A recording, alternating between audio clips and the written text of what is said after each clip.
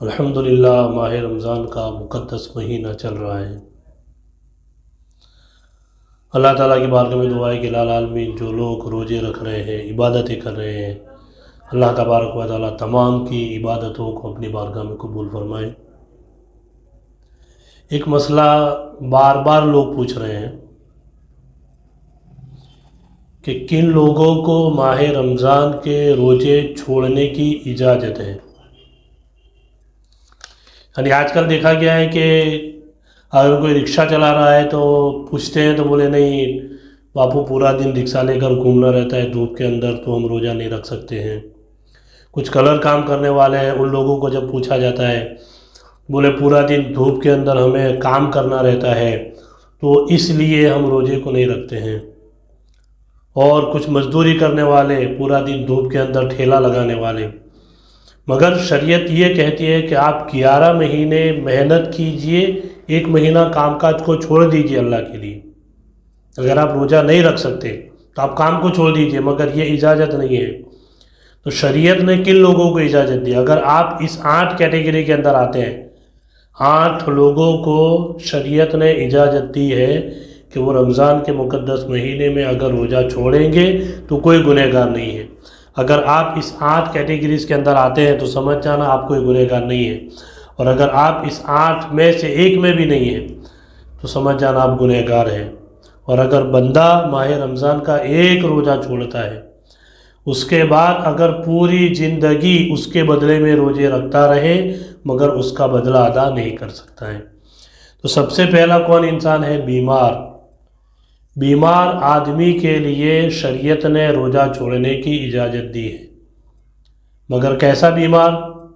किसी के सर में थोड़ा सा दर्द है, पेट में थोड़ा सा दर्द है, सर्दी हो गई है, थोड़ी सी बुखार आ गई है, वो बंदा रोज़े छोड़ता है। ऐसे लोगों को रोज़ा छोड़ने की इजाज़त नहीं है। ऐसा बीमार कि डॉक्टर्स ने जिसको कहा हो कि अगर आप रोज़ा रखेंगे तो आपकी बीमारी बढ़ जाएगी, या ऐसा बीमार कि जिसको रोज़े की हालत में दवाई खाने की दवाई खानी पड़ती है। अगर वो सुबह सहरी से लेकर इफ्तारी तक कोई भी टाइम के अंदर दवाई खाता है और अगर वो दवा मिस करेगा तो उसकी बीमारी बढ़ सकती है, उसकी जान को खतरा है। ऐसे लोगों के लिए मना किया गया है। ऐसे लोग बीमार हैं, वो अगर रोज़ा नहीं रखेंगे तो कोई टेंशन की बात नहीं है, बीमार लोगों के लिए।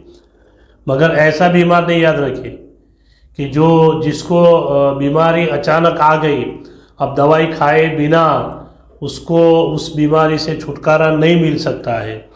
तो ऐसे बंदे को चाहिए कि वो रोज़े को छोड़ दे, और जब उसकी रमज़ान के बाद बीमारी अच्छी हो जाए तब उसकी कज़ा कर ले, उस रोज़ों को रख ले। अल्लाह ताला उसको कोई गुनाह नहीं देगा। तो बीमार का मतलब ये नहीं, आप समझ गए ना कि थोड़ी सी प्रॉब्लम्स है, पेट में दुख रहा है, सर में दर्द कर रहा है, नहीं।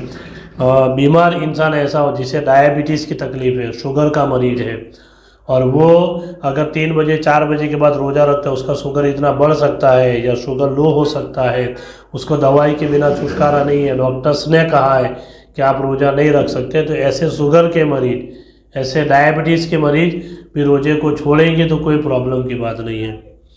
कुछ बीमारियाँ ऐसी होती है कि जिसको डॉक्टर्स ने मना किया है और अचानक आ जाती है। जैसे किसी को मिर्गी की तकलीफ़ है, किसी को दमे की तकलीफ़ है, श्वास की तकलीफ़ है, कि वो इन्हेलर लिए बिना उनको छुटका नहीं है।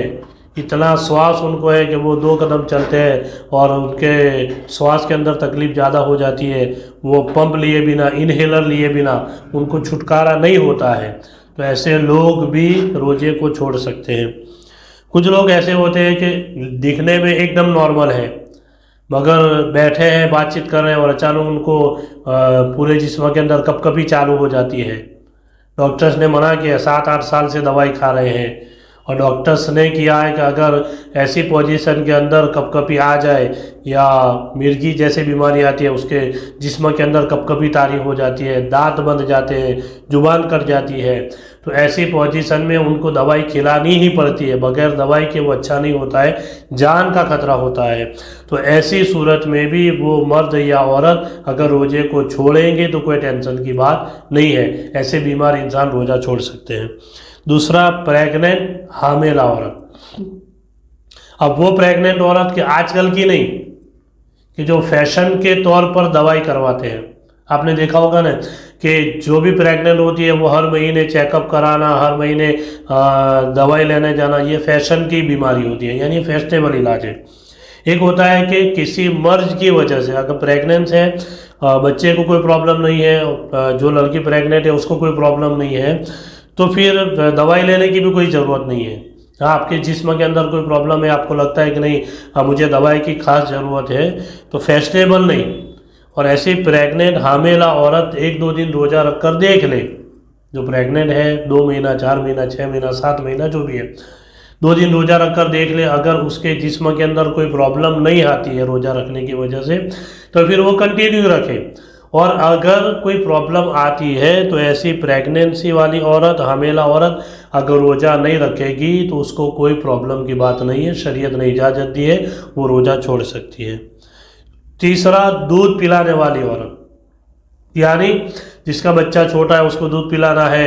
आजकल में तो माहौल नहीं, पहले अरब के ज़माने के अंदर बाकायदा दाइयाँ होती थी जो बच्चों को ले जाकर दूध पिलाती थी, उनका काम यही होता था, और उसके बाद में पैसा लेती थी, जो कुछ भी लेती हो उसका, जो भी कुछ लेते हो। तो आजकल के माहौल के अंदर तो ये नहीं है दूध पिलाने वाली औरत, दाइया आजकल तो नहीं है, मगर फिर भी कोई दूध पिलाने वाली औरत जिसका बच्चा छोटा है और उसकी वजह से अगर उसके दूध में कमी आ जाती है या उसको तकलीफ़ होती है, तो दूध पिलाने वाली औरत भी अगर रोज़ा छोड़ेगी तो शरीयत ने उसको इजाज़त दी है। चौथा, ज़्यादा बूढ़ा आदमी, ऐसा बूढ़ा आदमी के जो उठ नहीं सकता है या चल नहीं सकता है, ऐसे बूढ़े आदमी को भी शरीयत ने रोज़ा छोड़ने की इजाज़त दी है। पांचवा, पागल या मजनू आदमी, दीवाना जिसे कहेंगे। पागल इंसान वो है कि जिसके ऊपर नमाज रोज़ा कुछ फ़र्ज नहीं है, कुछ ऐसा भी है कि स्टेबल है, अच्छा है, कोई प्रॉब्लम की बात नहीं है, मगर रमज़ान के मुक़द्दस महीने के अंदर वो इंसान 5 दिन के लिए कोमा में चला गया, 10 दिन के लिए कोमा के अंदर चला गया, तो जितने दिन तक वो कोमा में रहा उतने दिन के लिए वो रोज़े छोड़ सकता है, उसको इजाज़त है। यानी पागल इंसान के ऊपर इजाज़त है कि वो छोड़ सकता है। छठा, मुसाफिर, यानी जो 92 किलोमीटर्स की मुसाफरी करता हो और 15 दिन का मुकीम हो, यानी 15 दिन से ज़्यादा अगर रहने वाला है तो वो रोज़ा रखेगा। अगर 15 दिन से कम की मुसाफरी है, ऐसी सिचुएशन के अंदर, यानी जो मुसाफिर है भाई 92 किलोमीटर से अगर ज़्यादा जाना है तो मुसाफिर के लिए भी रोज़ा छोड़ने की इजाज़त है। और सातवां, हैज और निफास वाली औरत, यानी जिसको हैज आ रहा है, जिसको पीरियड्स आ रहे हैं, उसको रोज़ा रखना हराम ही है। और बच्चा पैदा होने के बाद महीने तक या सवा महीने तक जो ब्लडिंग वगैरह होता है, जो ऐसी सिचुएशन के अंदर, ऐसी पोजीशन के अंदर भी वो रोज़े को छोड़ सकती है, यानी छोड़ना ही है। अगर वो रोज़ा रखेंगी तो ये हराम है। तो ये 8 किस्म के जो लोग हैं, बीमार आदमी, जो बीमार ऐसा है कि उसकी बीमारी अच्छी नहीं हो सकती है, डॉक्टर ने मना किया, तो बीमार आदमी रोज़ा छोड़ सकता है। प्रेग्नेंट यानी हामिला जो औरत है, प्रेगनेंसी जिसको है, वो रोज़ा छोड़ सकती है। दूध पिलाने वाली औरत जो बच्चे को दूध पिलाने के लिए तैयार है, वो भी रोज़ा छोड़ सकती है। ज़्यादा बूढ़ा इंसान, जो बूढ़ा इंसान है, उसके लिए भी इजाज़त है कि वो रोज़े को छोड़ सकते हैं।